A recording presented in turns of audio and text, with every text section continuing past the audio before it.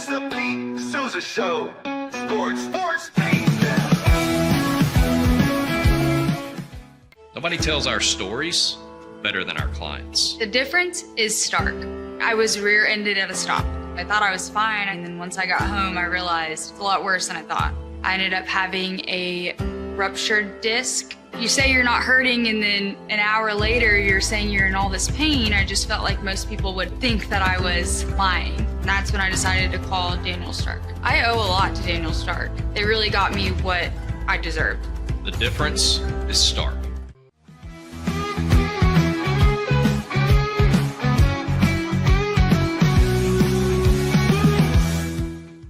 We definitely love our relationship and love Extraco. It's been an amazing experience. They made the PPP process easier. They were reaching out to me saying, what can I do to help you? That made a huge difference because my stress level, when we shut down, to afterwards was night and day. Our experience with Extraco has been phenomenal since the very beginning, so we love Extraco. Tervis is all about staying hydrated with style and durability. You can trust Tervis tumblers to keep your drinks the perfect temperature, hot or cold, for hours. From the classic insulated tumblers to sleek stainless steel water bottles, each product is built to last and comes in endless designs to match your personality. Stay refreshed and express yourself with Tervis. Visit tervis.com today and find your perfect tumbler.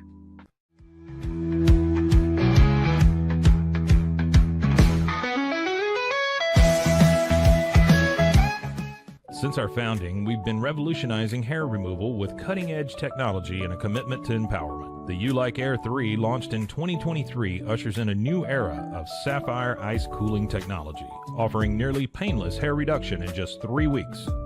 Experience the future of hair removal today at ulike.com, because at U-Like, beauty is about looking and feeling good. That's ulike.com. U-Like. With Ease US, make studio quality voiceovers for your videos online in over 149 languages and dialects, featuring 468 natural AI voices. Customize the volume, mood, and pauses to perfectly match your content. Plus, capture high quality videos with no watermark. Record your screen, webcam, and voice, and save them instantly to your computer. Never been easier to create professional grade videos and voiceovers. Try it today at easeus.com. That's EASEUS.com. Ease US.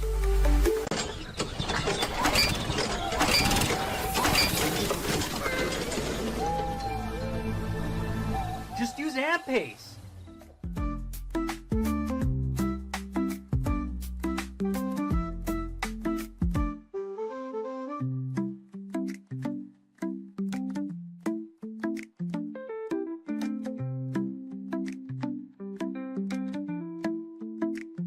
AMP-Pace.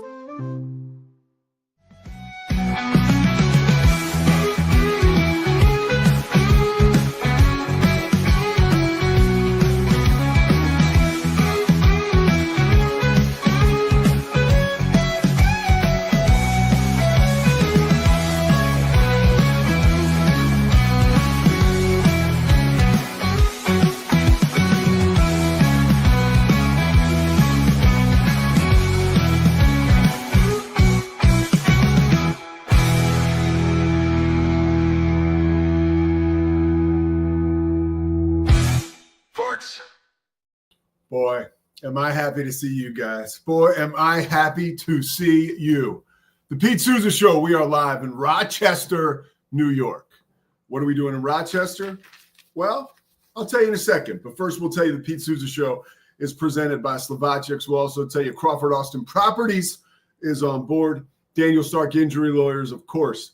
Make sure you check in with them. If something were to happen to you on the road, and you think your insurance company is screwing you, well, Daniel Stark will get you whole. Also, can't forget about Socorro Family Ford. Socorro Family Ford is the absolute best. And looking forward to doing more work with them, especially Extraco Bank. We're going to do some more work with them this year, and First National Bank of Central Texas. This morning, we're going to be talking to Andy Burcham. No better time to talk to the voice of the Auburn Tigers now, as we are closing in less than 2 weeks away from Baylor's opening game, that home game That I got a quick. We just got a quick note from Bear the Truth, right? Let's see. He's turned in his Cowboys fandom. The Bears. You know, this show is for you, Bear the Truth. Not only are we going to talk about the WNBA, but before that, we are going to talk about the Cowboys and the Bears and the preseason. But as I mentioned, Andy Burcham will join us in our third block to talk to us about Baylor and Auburn, a huge game, and it is coming our way. Point spread still has Auburn as a 2.5-point favorite on the road stadium. So that should be interesting. And I got a lot of real good questions for Andy. I want to find out where Auburn is coming into this game. I want to find out where Hugh Freeze is coming into year 3. And I'm looking forward to finding out the realistic expectations for the Tigers heading into this game. Unrealistic expectations are always placed, or I should say unrealistic or unneeded attention is placed on the preseason. Cowboys lost again, 31-13 against the Ravens, and they did not look good at all. Joe Milton in particular, in his 3 preseason games or 2 preseason games, his quarterback rating is a 61, right? He's throwing 54 or completing 54% of his passes. 1 touchdown, 2 interceptions, about 3 sacks, and he just has not looked good at all. Scotty and I talked before the show. I'm not saying, and I'm going to get into the preseason and the outlook and the reality there of what matters, but when you're missing wide open guys down the field, like this is the NFL, right? That's not a good sign for Joe Milton. Ultimately, he'll get more opportunities, but his window is closing. It's really important for a guy like Joe Milton to have a big preseason. It's not really important for the Cowboys as a team to have a big preseason. In fact, it's not important for anybody to have a big preseason. I this morning was really trying to, getting ready for the show. I was doing a lot of digging, trying to figure out preseason, right? What's the reality? Is there ever a correlation? Hardly ever is there a correlation between preseason success and regular season success. And there's not really a correlation between playing poor in the preseason and how you do in the regular season. We tomorrow night, when that Cowboys documentary comes out, I'm so looking forward to seeing that on Netflix. But I would bet that they will chronicle how in Jimmy Johnson's first year as the Cowboys head coach in 1989, Dallas went 3-1, and that was the year they went 1-15. Similar to the 2008 Detroit Lions, 4-0. They went 0-16. And it's not just on a team level. When you look at it on a personnel level, I mean, we all remember the year that Kerry Collins had a 140 quarterback rating in the preseason. And then in 2000, same year, 2004, right? He took the Raiders to the Super Bowl and they won the Super Bowl. Now, that never happened because his quarterback rating that year was like a 65, and it was the end of Kerry Collins' career. But his preseason was a 140 quarterback rating. You can look high and low, go deep into the crate. You're not going to find evidence that shows that these two things, right, are connected. So you might as well throw it out. What I can tell you is very concerning for the Cowboys. Is who is – guys, it's basic, right? Who is still not there? You still don't have Tyler Guyton, right? You still don't have him, okay? That's your left tackle for Dak Prescott. And you're not going to have him probably at least a couple weeks into the season. I mean, it's a fractured leg that he's dealing with. Same thing with Trayvon Diggs. You know, there's your cornerback, right? He's injured, still, we could say missing, right? That cornerback room is like a target-rich environment right now. It's going to have to improve before the offseason or before the regular season starts. They may have to actually try to find a free agent, try to pull off a trade to secure that quarterback room or cornerback room, or to get it a little bit better. The Cowboys have played barely any starters in the first 2 weeks, and they haven't shown first 2 games of the preseason, and they haven't shown barely anything from Brian Schottenheimer's playbook. So that's good news when you consider how bad they've looked. But at the end of the day, if you don't have Micah Parsons, if you don't have Guyton, And if you don't have Trayvon Diggs, right, that is really going to hurt the Cowboys. And their offensive line play has got to improve this year. Again, they've looked really bad up front in the preseason, but it's the preseason, and we haven't seen a lot of guys who have taken advantage of the opportunity, right, when they've had it up front. So still a lot of questions remain for the Cowboys. You don't want to put too much on the preseason, but whatever you're putting into those preseason games, the fact of the matter is there's still not a real reason to feel overly excited about this group. I don't know if you guys saw, but our friend Kyle Yeomans was interviewing Jerry Jones before the Cowboys game. It was down on the field. Yeomans doing a great job on the pregame show for the Cowboys, radio and TV. And Jerry, at the end of the interview, had kind of a clunky statement about, hey, I know our fans are looking for a winning team, and we're going to give them a winning team this year. That's important to us. He kind of was like, okay, we get it. You're paying attention. Thank you. But at the same time, it's like, isn't that the idea every year, Jer? Right? But I want to get into some more preseason stuff. And Caleb Williams is what I wanted to talk about. Watching him last night. Now, this is the flip side of all that. Okay. Caleb Williams looked amazing last night, and the Bears looked really good. Again, you can't correlate a 38-0 ass kicking of the Buffalo Bills on a Sunday night in the preseason to what's going to be, an enormous improvement for Chicago during the regular season. But you got a brand new coach, right? In Chicago, you have a retooled offensive line. The Bears spent about $200 million on their offensive line and defensive line together up front.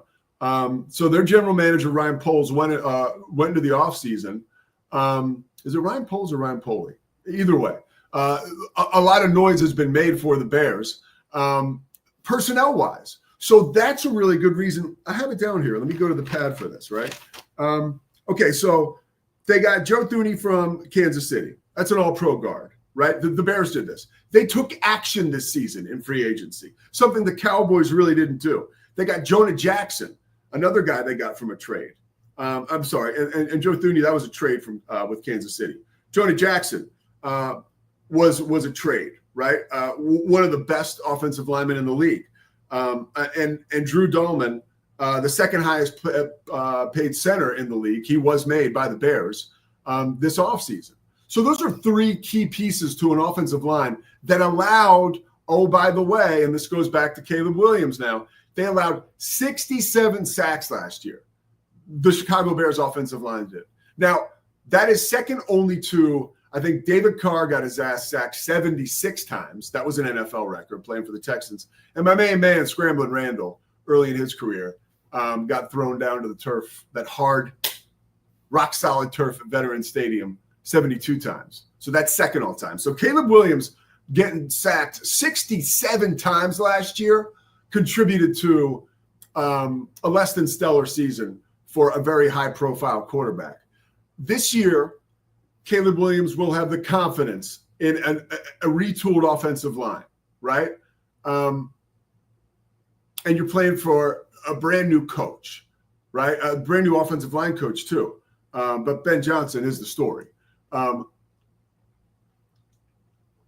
I think we saw some of that mentality last night from Caleb Williams, right? The confidence. Life is a confidence game, man. And I thought it was perfect how I think he went 5 for 6 on that first drive, that touchdown pass to Zacchaeus, and then he was removed from the game. That's probably the last time we'll see him all preseason.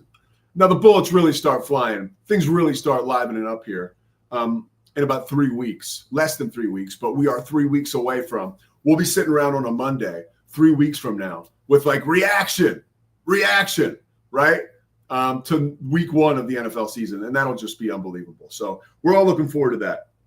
Got to get into Shedeur and Dillon Gabriel. Now, Dillon Gabriel, you look at his numbers, right? I think he was 13 of 18. I wrote it down here too. Or I guess I didn't. I think his numbers were very similar to Shedeur Sanders, except for he threw a pick six and he fumbled, right? And then I don't know if you guys saw, you probably did. He was interviewed on the sidelines during the game, and only in 2025. He mentioned to the sideline reporter, again, I was in transit from North Texas to Rochester, New York. That is 1,700 miles in a car. I have a back problem. We were driving in a Honda Civic. That is Lex, that's her car. And she needs a car at Rochester Institute of Technology. So the big guy and his lovely fiance and her lovely daughter, who will soon be my stepdaughter, feels like my daughter already, hopped in the car and drove to Rochester. 3 days in the car. Okay. So one of those days just so happened to be Friday night, and the Browns were playing, the Browns were playing the Eagles, right? And Dillon Gabriel, during that performance where I think he went 13 of 16, let's say, something like that. And I mentioned the touchdown, the pick six, but he had, the pick six, it was pretty bad. The fumble, not good, right? But overall, I think he had a solid debut, right? Dan Orlovsky was saying this morning, like his tape, he likes his tape better than he likes Shedeur's tape. This tape was not good, though. The interview came when the sideline reporter was asking him, again, I'm in a car. I just saw the clip. Try not to overreact to the clip while I'm in the car. Part of that was my own emotions, being frustrated, being in a car. I'm 6'6", by the way. Yes, I am the best fiance ever. And yes, I'm a great guy. And I did not explode. Well, kind of, at one point during the trip. Everybody kind of lost their shit at least once. It was a long trip, okay? But we're moving in now. We moved in this morning. We were there bright-eyed and bushy-tailed at 8 a.m., getting everybody moved into the dorm. So great experience, whatever. So Dillon Gabriel, while all this is going on, he says, there people are, I think, competitors and people are entertainers. I'm a competitor. And Dillon Gabriel said, after the game, again, only in 2025, after the game, the media was like, hey, people are kind of fired up about your comment on social media. Was that directed at Shedeur? And he was like, no, it wasn't. People making the assumption that when he says some people are entertainers, some people are competitors, he might be inferring that Shedeur is the entertainer and he's the competitor. Look, here's the deal, man. Okay. Shouldn't have said it. Kind of dumb. A little bit of a little something there, a little salty, I think. Whether, he walked it back after the game, said he was not talking about Shedeur. I can tell you one thing I know from covering Shedeur all last year in the Big 12. Not like I know the dude, but following him and his career, he doesn't care. I'm telling you, if Dillon Gabriel's like, hey, let's, he said I wasn't meant as Shedeur, Shedeur will not care. I think that's one of the reasons why we're going to see Shedeur be successful, because he just keeps it moving. I'm telling you, he rises above the fray for a young man. People don't like the way he handles himself. Some people don't like it or not. He's got a short-term memory, and a lot of stuff washes over him, and I think this is going to be another thing. Stupid comment by Dillon Gabriel, but ultimately a stupid draft pick by the Browns. You take a guy who's 5'11" in the third round of the NFL draft, okay? Do you guys know how many quarterbacks 5'11" or under have won a Super Bowl? You could argue, well, you can't argue. Russell Wilson, if you want to say he's 5'11", and Drew Brees, who might be 6 foot, probably 5'11". After that, right? So you got two guys in hundreds of modern day NFL quarterbacks. Two guys have won a Super Bowl that are 5'11" and under, right? You try finding more quarterbacks that have been successful at 5'11" and under. It's really difficult. We're again. I was a note-taking fool this morning. I have some. Let's see who else. Doug Flutie. You're reaching all the way to Doug Flutie, right? Like he was 5'10". Guys that are that tall struggle in the NFL. You're trying to throw over a line that's 6'4", 6'7". Okay. You really have to run a lot of play action, a lot of rollout. You have to tailor the playbook for this guy and his size, right? You got to put him in a lot of space, a lot of quick reads, right? A lot of lateral stuff. So it's it's really tough to imagine Dylan Gabriel actually like cracking the lineup to play this year, right? It is not that hard to imagine Shedeur Sanders cracking the lineup and playing this year. There's just so much more that lends itself to the debate that Shedeur Sanders is going to be a better quarterback in the NFL long-term than Dylan Gabriel. And my argument, really, just to keep it simple, stops and starts with you're 5'11", bro. Like, no shade, but like, I don't see it happening. You know why? Because I got history on my side. I've got history on my side. So if Dylan Gabriel emerges, right, and somehow becomes the next Russell Wilson, who, by the way, should have won 2 Super Bowls, but he won 1, should have won 2. I know Russell Wilson's kind of like a bit of a weirdo, who people say he is, but the guy, look, man, he was a hell of a quarterback for one time in the NFL, for a time in the NFL. Not anymore. I actually think we'll see Jackson Dart sooner than later. He's having an amazing preseason, and that's a pretty good sign for Giants fans. Not a good sign for Russell Wilson. I think his career is probably going to end this season, maybe, like for all intents and purposes. But again, you really have to press to find a guy who's got the measurables of a Dylan Gabriel who had success in the NFL. So it is all Shedeur when it comes down to that, because Kevin Stefanski and the Browns, they're not, you really have to take the bull by the horns, man, if you want to be a guy that's 5'11" and starts in the NFL. You have to take a while to convince your organization that you are the guy, okay? Then said organization probably has to go out and find a different offensive coordinator who runs a system that will make you flourish, right? Because you're different. You're 5'11", dude. That's just kind of how it is. And again, this is not me talking. This is the ghosts of NFL pasts, right? And the whispers of NFL future as well. I can put it all on that, man. I have no real faith in that. I'm away from the studio today, so I got to peer down at my notes again. There was one more thing I wanted to mention. Oh, Scotty, let's just do this. This will be fun. So I want you guys to know, Scotty, just cue this tape up. I'm going to bring you in in the second segment. But like, so guys, I mentioned I'm 6'6". Some people say I'm 6'7". Okay. Friday afternoon, we leave. We get in this car. I just want you guys to see what we were working with for 22 hours. Scotty, no, this is me. I sat in the back seat for all of Saturday. This is what I was working with. Scotty, let's show them.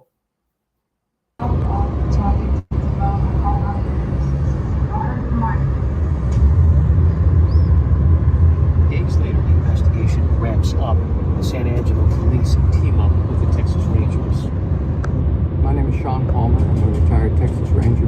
I joined the investigation with the Tom Green County Sheriff Department and San Angelo Police Department. It's kind of the task force.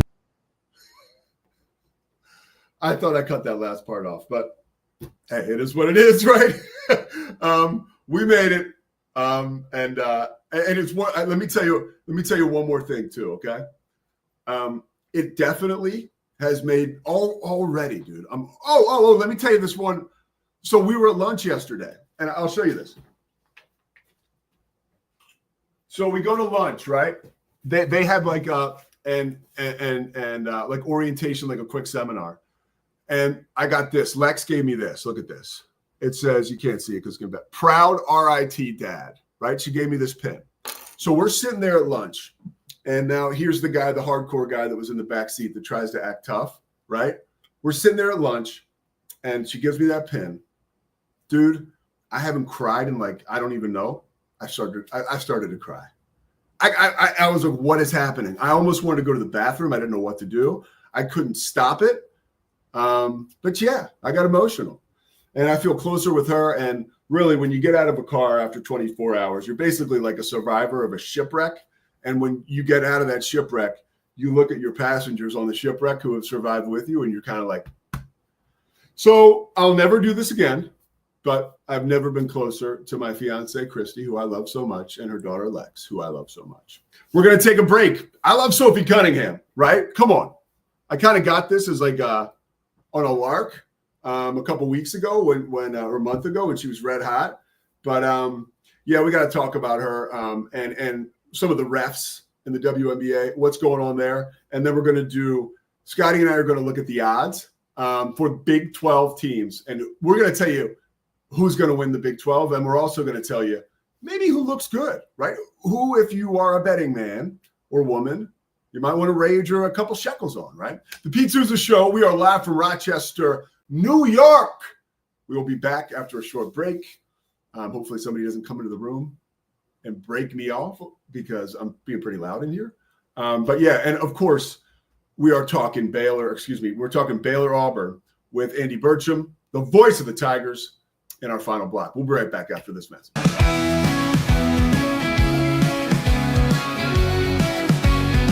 Nobody tells our stories better than our clients. The difference is stark.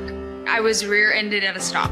I thought I was fine, and then once I got home, I realized it's a lot worse than I thought. I ended up having a ruptured disc. You say you're not hurting, and then an hour later, you're saying you're in all this pain. I just felt like most people would think that I was lying. That's when I decided to call Daniel Stark. I owe a lot to Daniel Stark. They really got me what I deserved. The difference is stark. We definitely love our relationship and love Extraco. It's been an amazing experience. They made the PPP process easier. They were reaching out to me saying, what can I do to help you? That made a huge difference because my stress level, when we shut down to afterwards, was night and day. Our experience with Extraco has been phenomenal since the very beginning. So we love Extraco. I don't know, if Bubble wasn't here, I don't know what people would be doing, like making PowerPoints or something. Bubble allows you to make it real and for it to actually work. So I feel like Bubble bridges that gap and being able to give people the opportunity to make their ideas come to life really quickly too. I love that I can sit down and build something the way that I think it should be built and have the control over it. Bubble turns ideas into fully scalable apps. Try Bubble today. Hi, I'm Jo from Face Theory. You're going to want to have a specific goal for your skincare routine. What do you want to achieve? Active ingredients are really strong, and if you're using too many at once, your skin can get overwhelmed. Don't overspend on products. Choose products that have scientific research behind them. At Face Theory, if you're not happy with a product, just say so, just give us a shout and we'll give you your money back, no problem. I know you're gonna love this Kodak Dot Plus printer. You guys just connect it to your smartphone and then you're gonna use the Kodak Photo Print app. It's going to print you a 4x6 photo. I am just in awe. I love how these turned out. Also, the printer comes with a free cartridge of 10 photo sheets. I can assure you, you are going to love this printer as much as my family has. You guys have to check it out for yourself. Streamline event and appointment booking with Amelia's sleek, modern, and fully customizable booking forms. Tailor the colors, fonts, and design to match your brand and seamlessly integrate with your WordPress website. Whether it's for events or appointments, Amelia makes booking simple, stylish, and perfectly aligned with your business. Enhance your booking experience today at WPAmelia.com. That's WPAMELIA.com. Amelia. When you learn a language with Babbel, you start a journey that takes you further and further. Anytime and anywhere you wish. It's easy and fun. Broadens your horizons and keeps your brain fit. A journey into new thoughts, new cultures, new adventures. So what are you waiting for? Start your journey with Babbel now. Go to babbel.com or download the app. BadCreditLoans.com is a pioneering service provider that has carved a reputation in the financial industry for its dedication to helping individuals with bad credit secure loans. By making timely repayments, borrowers can gradually repair their credit history, thereby increasing their chances of securing better loan terms in the future. BadCreditLoans.com serves as a beacon of hope for those with bad credit. Simple, fast, and reliable loan application process. And its commitment to responsible borrowing makes it a trusted partner in the journey towards financial stability.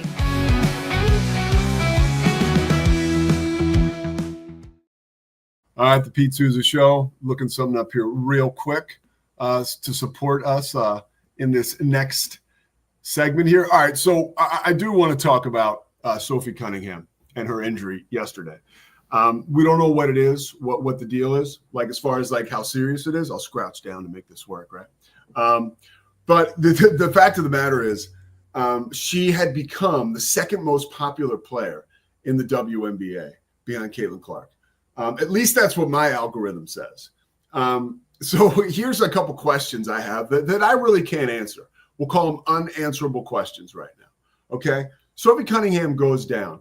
She had been, first of all, the opportunity to get to know this person has been like fantastic for anyone that's a fan because she's just kind of meat and potatoes, but she's also got like that appeal to her, right? And she's got that confidence. She's got that it factor. She really does. And the way that she handles herself, she's not as cautious with the media. Like if you watch her podcast, like she's very, she just is authentic and she doesn't care what people think about what she says. And I think she's a great example of what somebody who has like great character, right? When they handle themselves as themselves, you can actually be yourself all the time if you're someone of high character. And I think that is who she has become. And I would hate to see this injury be devastating because the Fever is playing pretty well and they're doing it all without Caitlin Clark. And it's ironic that I think they had lost 2 games to like bottom feeders before they beat the Connecticut Sun yesterday. They came back from down 20 and they won the game. So really good work by them yesterday to win the game. But without Sophie Cunningham, I think they're going to be hard pressed to make some noise late in the season. They've had a lot of different players go down and get injured. Caitlin Clark, of course, one of them. Now, there is a possibility that everyone kind of gets well and comes back in about, 3 weeks or a month to be ready for the WNBA playoffs and the Fever make a run. Either way, here's the main story, okay? It is August 18th, and there is a lot to talk about. There is a lot of interesting stuff going on now as we ramp up for the college football season, week 0. I can't wait. This may be the last time we talk about the WNBA, by the way, much to the delight of some of you who give me a hard time for talking about it. But we're talking about it now, and it's all over the place. Like, do you know how many points Sophie Cunningham averages? It's like 7.5, I think. She plays like 26 minutes a game, but it just shows how personalities can grab hold of society and pop culture and sort of create room, right, for whether it's the WNBA or something else. Personalities drive stuff, man. Marketing drives stuff. The WNBA, the Indiana Fever, Sophie Cunningham herself have done a really good job this year of driving their product, even with their, golden goose, Caitlin Clark, going down. So, like, I hope Sophie Cunningham's okay. And I don't know how algorithms work. I don't ever complain. Like I'm never going to tell you I'm that smart, but it is interesting how she's constantly showing up on mine. Maybe that says something about me. I'm about to be happily married, so don't get any ideas. All right, let's talk about the Big 12. Actually, first, Scotty, can you make yourself seen, please? I have a question for you. I'm going to ask this to Andy Burcham here in a couple minutes, and I want your take on this. Now, this is going to take you back in the time machine, young fella. You may be hard. This may be tough for you. So we all remember Brian Bosworth and Bo Jackson, right? Bo Jackson runs over Bosworth. Not really, but whatever. It was way overrated. I'm a big Bos guy. But I ask you this question, okay? Bo Jackson, obviously, Heisman Trophy winner at Auburn, probably one of the most sensational, you talk about alluring personalities and athletes of all time. Now, if Bo Jackson in his prime is barreling, or should I say racing, or whatever the hell he was, just like a superhero headed for the end zone, and he meets, instead of Brian Bosworth, he meets Mike Singletary in his prime, Baylor grad, Auburn Baylor primer already. Who wins that battle? Who wins it, Scotty? Pete, I'm on the record of saying I think Bo Jackson is the single athlete I wish I could take injury away from because I believe in so much and how good he was. But in college, if that's the case, you know Mike Singletary is stuffing that hole. You know it. You know there's no chance. No chance. You know that man like regularly had like 25 to 30 tackles per game. This is why I came to you for that. I can't even get my head around it. Mike Singletary has the most tackles. It's not an official NCAA record because it's before they officially kept up with tackling statistics. But according to the statistics that were kept at the time, there is no greater tackler in college football history than Mike Singletary. We're literally talking about the GOAT at tackling specifically. I'm going to put my money on that guy. Bear the Truth, by the way, chimes in. So I forget it, but he used to break his helmets a lot. I did not know that. He said like a record. Yeah, Grant Taft was talking about like multiple per week. Really? Yeah. There's like a good Grant Taft clip out there about talking. By the way, these are two guys too who I always want to say I read. I listened to the Bo Jackson biography, the Jeff Pearlman one, just two years ago, and he is one of those guys, much like Mike Singletary, from the era of, did you hear about this? Yeah, right. Like Bo Jackson and Mike Singletary are both, and we can't do that. We can't do that anymore because everything is captured. Right. But they were like myths, you know? Well, and that's part of why, if you're talking about guys that played back in the older days, they could still compete at the level today because athletic performance, nutrition, these things have gotten better. Athletes now are, generally speaking, bigger, faster, stronger. Those are two men that could absolutely compete in any era. I don't care. You give Mike Singletary or Bo Jackson today's luxuries of the physical therapy and the workouts and the saunas and all those amenities guys have. Oh my God. Can you imagine? Mike Singletary on a weight room program today? Particularly both of those guys, by the way, were they took pretty good care of themselves. They did. Like neither one of them was like a drinker. They still do, by the way. Yeah, I know they still do. Dude, I told you this. Bo Jackson came to that Baylor-Cincinnati game that I was calling this year. Yes, basketball. And nobody knew he was there. Right. At the end of the game, I saw the next morning online. I'm like, are you shitting me? We had Bo Jackson at a game. Like, that's my childhood, sitting courtside with Chip Gaines. And nobody on the ESPN crew, myself included, noticed it. Yeah. And of course, nobody from Baylor, God bless him, told us, which would have been nice. But, I wasn't going to run over there try to interview him. We could have just mentioned it. But whatever. So, by the way, how you doing? Did you have a good weekend? It was a very full weekend. I worked at the restaurant every day. Got to spend some quality time with my little girl. My little sister graduated with her master's from Baylor. Whoa, masters! That's right. Did a little celebration. So it was a full weekend.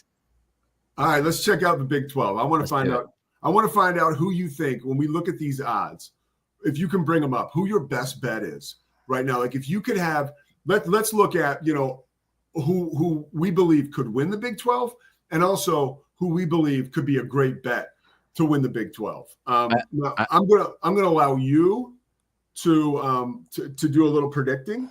They want me to get so here's I'm getting text messages, by the way. They're moving into this room right now. So I need to get a mallet for the room and I need to have it there by 11:30. So this is like urgent now. 11:30 Eastern time, which is a half hour. No, I guess 11:30 Central. Can you get these up? You're stalling for me. I had forgotten to download the graphic. It's downloading right now. You're doing a great job stalling. So how about, is Andy Burcham ready? I can fill forever, but he's supposed to be 10:38. That's 2 minutes. He's not in here yet. Okay. There's your odds. There's your odds. He is good. Okay. So I think this is important because, again, I always talk about odds makers, and we have the old slogan, and it's a slogan because it's true. There's a reason why there are those huge buildings in Vegas, right? The house wins most of the time. So here's what they said. Texas Tech is your favorite to win the Big 12 with Utah, tied with Utah. After that, we see Kansas State, Arizona State. You've got Baylor, not far behind. TCU, Iowa State, dude. Iowa State plus 1,200. That one jumps out at me. And then you have, I think, BYU. This Bear Bachmeier noise is exciting because if that dude's the real deal, I think BYU, you put them right back where they were last year, and you hold your breath if you're the rest of the Big 12. UCF at the bottom. Oklahoma State. I'm not saying they're going to win the championship, but that's way low for Mike Gundy. Your thoughts? Yeah, Utah, they're just stealing people's money. That's unfortunate for anybody that's putting money on that. They're just making those odds really pretty What for about all Evan those folks Dampier? up there. What about who? Evan Dampier. Devin Dampier was not as good at that level as DeQuan Finn was, and we all know how that worked out. I'm not saying it's a 1-to-1, but I'm saying that dude throws a lot of picks and has not proven he can operate in a Power 4 conference. It's just a question mark. It's a question mark, Pete. I think I told you, Utah could finish top 3 or bottom 3 in the league, and neither would surprise me. So I wouldn't put money there. I think I agree with Bear the Truth, and I think your reaction, Pete, as well, says a lot. I think easily the best bet on this board is Iowa State plus 1,200. Wow. I don't know what they know that we don't know. Shahan Jayaraja last week when I talked to him about this did pour a little water on my Iowa State take. He thinks they're going to regress. Obviously, Vegas might think they're going to regress, but I was very surprised. That's a very, and I don't know where that graphic just went. Hold up. There we go. That's a very, very favorable bet. If you want to go Iowa State, I think BYU is probably good. I will tell you though, Pete, UCF has the same odds to win the Big 12 championship as Sawyer Robertson does to win the Heisman. And I think the second bet I just named is not a bad play at this point. Dude, it's better than UCF to win. Absolutely. All right, so let's circle Iowa State, and we'll come back and check on this at the end of the year. But again, hosted inside the 12 and calling games. I'm not going to sit here and say run to the betting booth, but I will say that looks pretty interesting. All right, I think our good friend Andy Burcham is ready to go. I even get the alerts now that Andy Burcham is in the studio. Does that mean I'm getting promoted, Scotty? Because I saw that. There he is, the voice of the Tigers, Andy. Hey, thank you so much for taking the time this morning. My pleasure. My pleasure to be with you today, guys. Oh, we are looking forward to having you in Waco, Texas now, just a couple weeks from today. I mean, less than a couple weeks. I have a question for you before we start. This is a fun one, okay? Because you've been doing this since 95. I know you started doing baseball for Auburn in 95, but you have been part of the Tigers team broadcasting wise since 95. I'm sorry. And you're from Illinois, correct? I am. So you got a little, are you a Chicago Bears guy? No, I grew up near St. Louis. Okay. But I am nothing Chicago. All right. Nothing. Then this could really hurt you staying impartial with this. So we all remember Bo Jackson, obviously 85 Heisman Trophy winner with Auburn, one of the best football players, college football players, certainly of all time. 40 years ago this season. Yes. Now we're feeling old, right? Now we're really feeling old. But, okay, a couple seasons after that in the NFL, we saw Bo Jackson run by Brian Bosworth over at the Kingdome on Monday Night Football. People still talk about it. Now, let's pretend that is Baylor's Mike Singletary of the Chicago Bears in his prime. So we got Bo and we got Mike Singletary going head-to-head. Who wins that battle on the goal line? I ask you. It's hard for me not to say that Bo wins that battle, but I'm not going to try and undercut Mike Singletary because I think he was a much better linebacker than Brian Bosworth.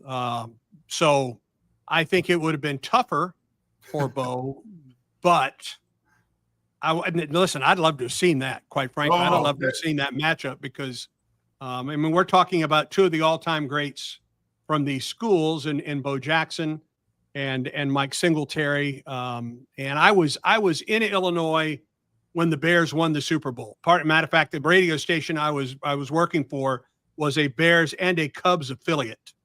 Wow. And so it's hard for me. It's hard to say that Bears defense isn't one of the greats of all time. And of course it was anchored in the middle by Mike Singletary. Yeah. I mean, I like what you said there. Boy, we would love to see that. Some we will get to see is Friday night, August 29th. Auburn in town. The Tigers right now, a 2.5-point favorite on the road against Baylor. That to me, I'm like, wow. You know, I'm like, is there SEC bias? You know, here I am, a Big 12 guy. But at the end of the day, it's going to be a heck of a matchup. Where is Auburn going into this game expectation-wise? You know, is this the type of game that will serve as the litmus test as to where we are before we go into the SEC conference? Or is this a game that, hey, we need to win this, not only for our, college football playoff hopes, but for our fan base? I think it's the latter. This is Auburn's first true road game to open a season since opening at USC in 2002. Wow. Now, Auburn has played several openers in neutral site games, and the last being in 2019 when Auburn went to Arlington and beat Oregon. But Auburn has not played a true road game to open the season since 2002 at USC. So this is uncharted territory for everybody involved in this. But I think this is a very important game for Auburn. After the 29th against Baylor, Auburn comes home to face Ball State and then South Alabama. And then from game 4 until mid-November, it's nothing but the Southeastern Conference for Auburn. And it opened, that stretch of play opens with back-to-back road games at Oklahoma, which is expected to be much better than it was a year ago, and Texas A&M. And that team is expected to be better than it was a year ago. Auburn then has an off date, and then Georgia comes to town. Both Georgia and Alabama play at Auburn this season. I think, and this is me, I think that opening game, as far as momentum, as far as confidence is concerned, that opener against Baylor is very, very important for this Auburn team. Auburn was disappointed in year 2 under Hugh Freeze. And I think the expectations going into last year were very, very high, and it just didn't happen. Auburn lost some really close games to Cal and Arkansas and Oklahoma and Vanderbilt and Missouri. And Auburn wins 2 or 3 of those games, and the outlook going into this season is vastly different than it is right now. So with all that said, I think this opener at Baylor is very, very important. In the eye of the storm for Auburn is going to be Jackson Arnold. That's why I love talking to guys like you because of your wealth of experience, but also your proximity to the program right now. What kind of progress has Jackson Arnold made this offseason? Well, Jackson was here for spring ball, and that's very, very important, I think, for Auburn. And I thought he had a good spring. He's had a very good fall camp for Auburn. And listen, I mean, he's trying to restart his career after a disappointing time at Oklahoma. And you can talk about all the reasons that it did not go well for him at Oklahoma and why he is at Auburn right now. But he has all the tools needed. And in the first month and a game for Jackson Arnold, considering what he has, he returns to his home state for the opener against Baylor, right? Because he's from Denton. He goes on the road to Oklahoma, where he transferred from, and then he's back in his home state again at Texas A&M. So there is a great deal of proving ground for Jackson Arnold before Auburn gets to its open date. And then, oh, by the way, Georgia comes a-calling in early October. It's emotional, too, for a young man. I would imagine that would be a roller coaster. Now, you're talking about a quarterback of his makeup, so it's nothing he can't handle. But that will be an interesting stretch of time for him, I would have to imagine. No question, and I can't imagine what that's going to be like for him. I mean, the emotion that goes into playing 2 games in your home state, and the 1 game you're not playing in your home state on the road, you're going back to the school that you left to come to Auburn. One thing about Jackson Arnold in this season is the wide receiver room that he is throwing to right now, with the likes of Cam Coleman and Bryce Kane and Horatio Fields and Malcolm Simmons and Perry Thompson, and then Eric Singleton, who transferred in from Georgia Tech. This is as good a wide receiver room as Auburn has had, I believe, as far as depth is concerned, the deep threat, team speed out of the slot, maybe since 2004 when Auburn went undefeated with the likes of Ben Obamanu and Devin Aroma-Shadu and Courtney Taylor and Anthony Mix. I believe this wide receiver room is that talented and maybe even a little bit deeper than it was on that 04 team that went undefeated at Auburn.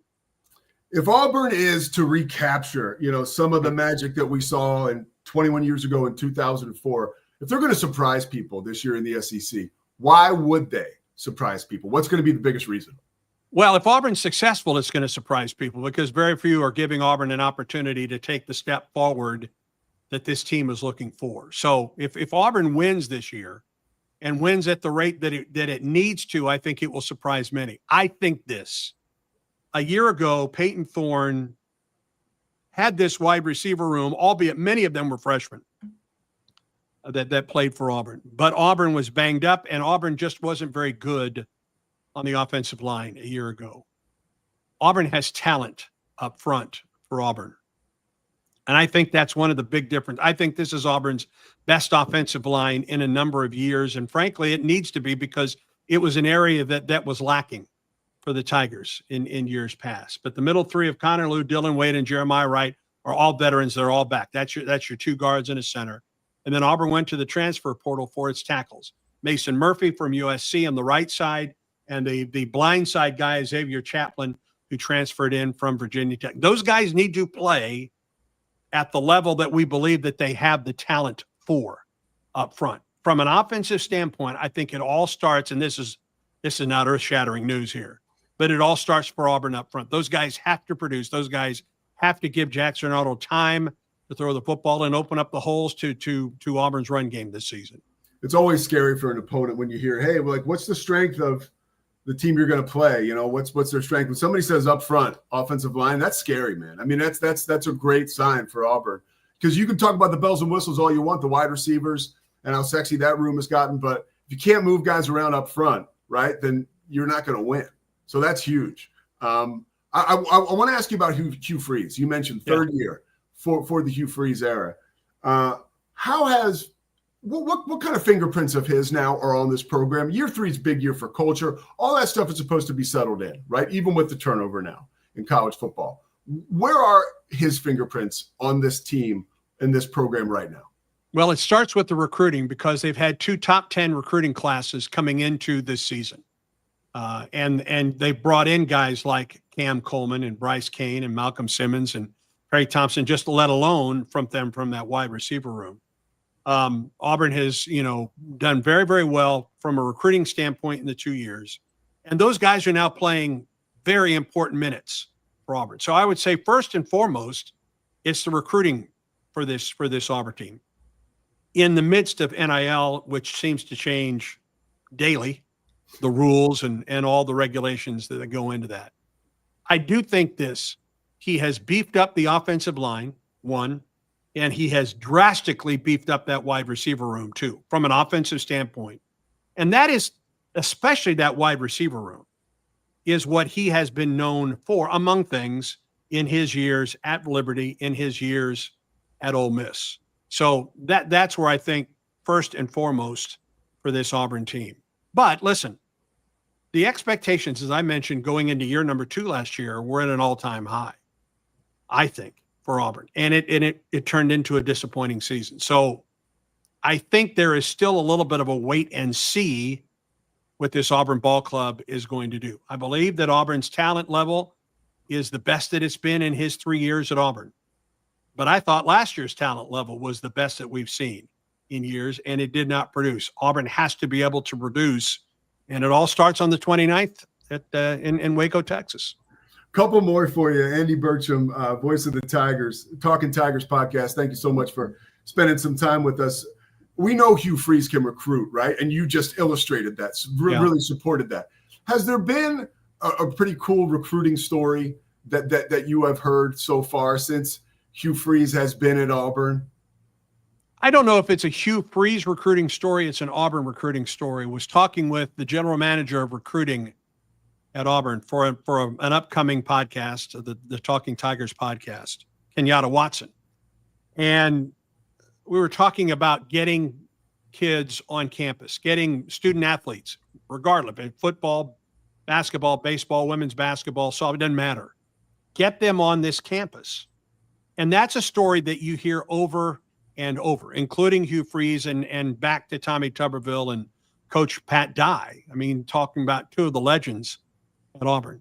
But he really brought up a very interesting fact. He said, if we can get kids on campus, student athletes, young men, however you want to call them, if we can get them here 3 times, watch out. And he's talking about a summer camp. He's talking about an official visit. He's talking about games here. If they can get them here 3 times, they feel like they have a legitimate shot to land anybody. And Auburn has turned some big name players in the past under Hugh Freeze. There's a graphic a lot of times that will go out from Hugh Freeze's first few months on campus when Auburn is able to get a commitment, and it's the Auburn fans know, but it is one of those, and may have been one of the very first. It may have been DeMarcus Riddick, one of Auburn's inside linebackers. When Auburn flipped DeMarcus Riddick, just Hugh Freeze genuine reaction, and that was recorded, and now you see that over and over. So that's one of those. But listen, I'm sure it's the same way in Waco. I'm sure it's the same way in Lawrence, Kansas. You get kids on this campus and you show them the Auburn campus, and you show them the family that is here at Auburn. I do think that is a legitimate selling point, at least here on the Plains. So you were on the call in that Iron Bowl, right? The historic one where that was not me. No, that was Rod Bramblett, the legendary Rod Bramblett. So Rod Bramblett was on that call. You were working with the broadcast team, correct? At that time. Yes.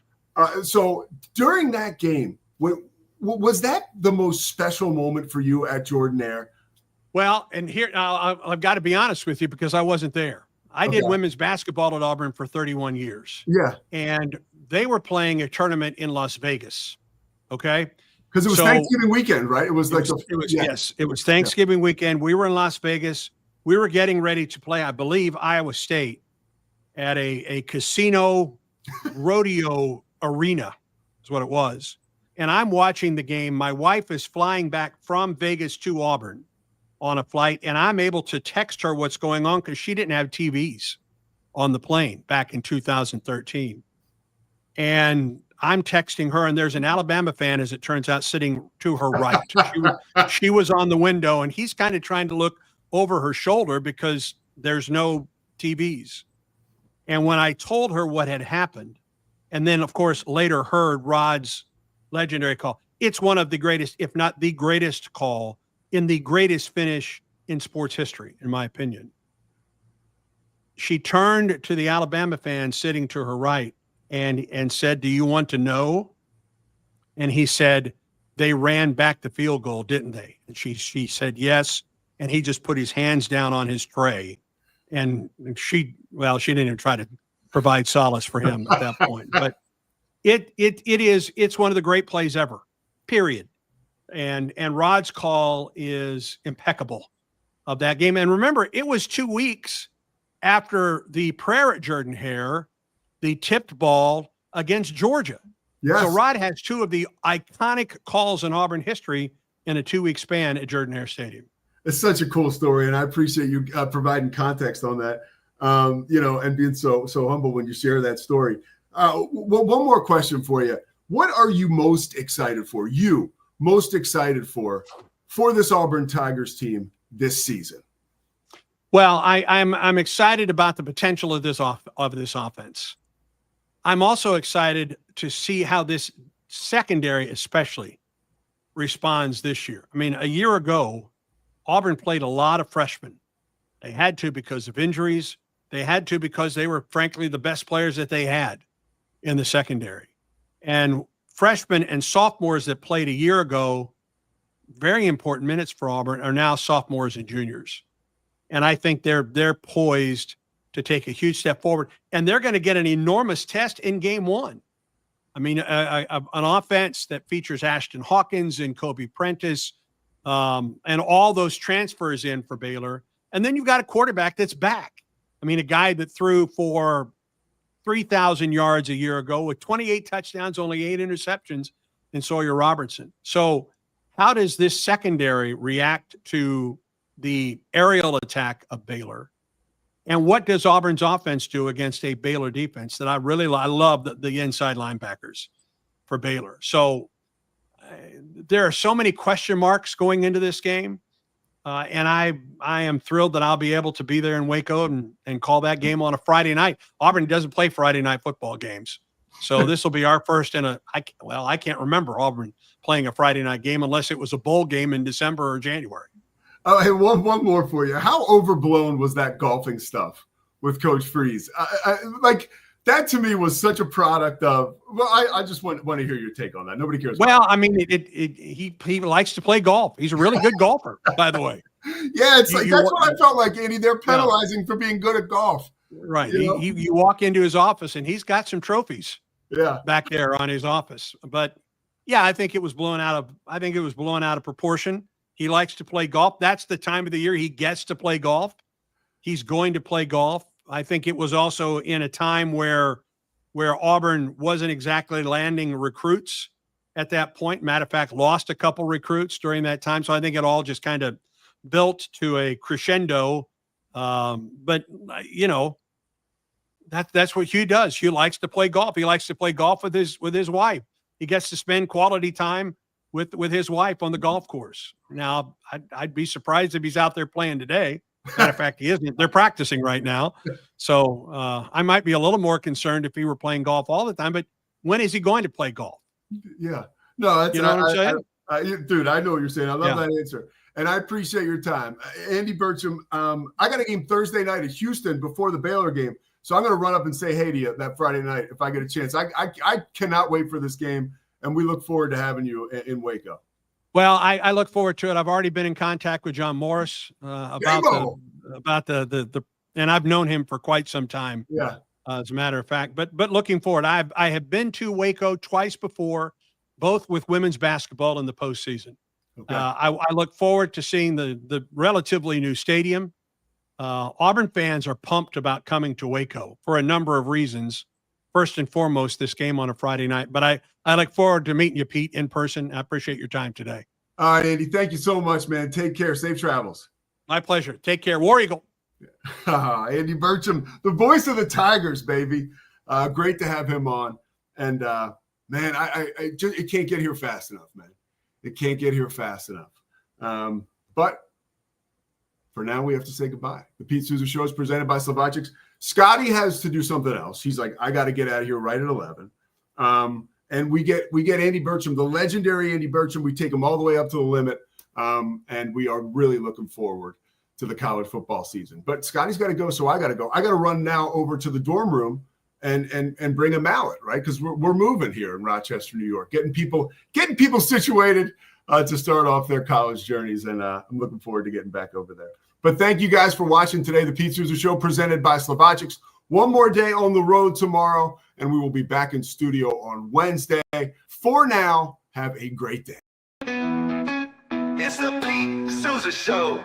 Sports. We definitely love our relationship and love Extraco. It's been an amazing experience. They made the PPP process easier. They were reaching out to me saying, what can I do to help you? That made a huge difference because my stress level, when we shut down, to afterwards was night and day. Our experience with Extraco has been phenomenal since the very beginning. So we love Extraco. Nobody tells our stories better than our clients. The difference is stark. I was rear-ended at 70 miles an hour. I was injured, had a concussion. The insurance company, they delayed. They were playing games from the initial conversation. They weren't going to help me. The biggest thing I learned through this is that you can't go through this alone. I called Daniel Stark. They were going to help me and everything was going to be all right. Daniel Stark got me 10 times the insurance company offered. The difference is Stark.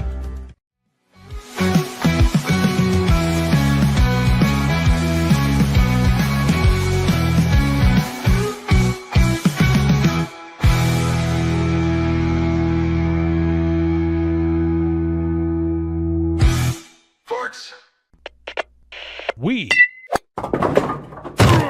are Rogue Media Sports.